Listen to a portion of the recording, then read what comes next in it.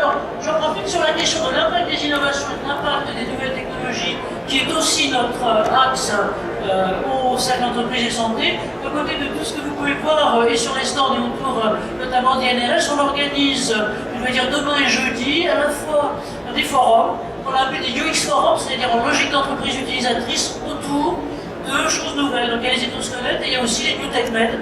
Donc je vous invite à regarder ça, merci de ça. Alors voilà notre autre témoin plutôt côté santé globale. Donc Jean-Marie Fessler, comme il est professeur associé à Stanford.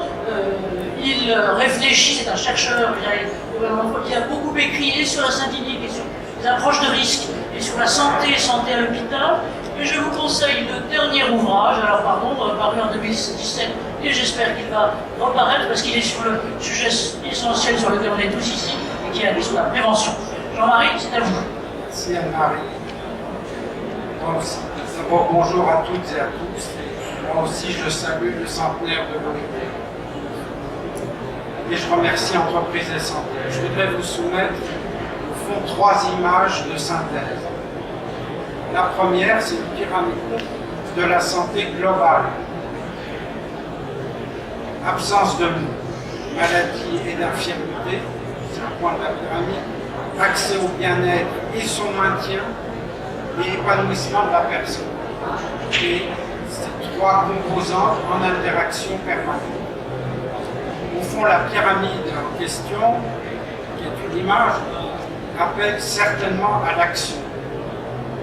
Pour ma part, je pense que l'éducation à la santé est tout à fait fondamentale. Lorsqu'on prend conscience que nous devons irriguer 100 000 km de vaisseaux sanguins, je pense au contrôle du professeur,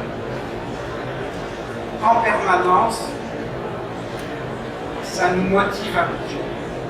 Et puis, ça c'est l'action pour, et il y a aussi l'action contre la déraison classificatoire, il est clair en particulier en Occident,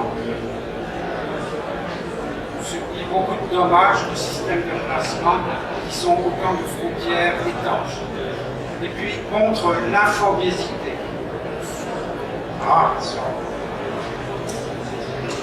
L'infobésité, comme son nom l'indique, me semble appeler des synthèses. Et elles deviennent vitales, car nous n'avons plus le temps, et ça a été dit, d'absorber toutes les données que nous produisons. Deuxième image, c'est une image de Stanford. C'est une université qui assure à 100% pour la maladie la totalité de ses employés, et évidemment il y a un très fort intéressement à la prévention.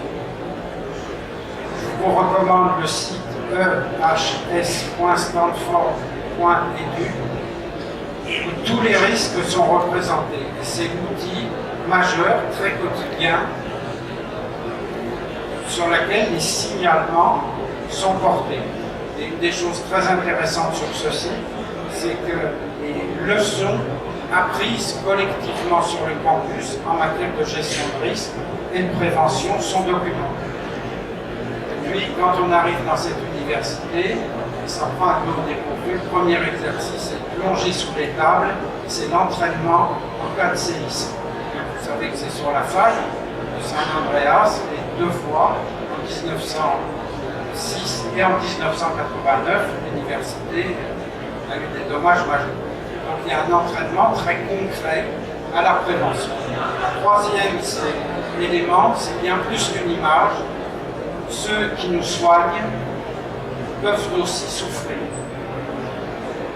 Et notamment du travail empêché. C'est ce dont beaucoup de médecins, et là encore sous le contrôle des soignants, se plaignent.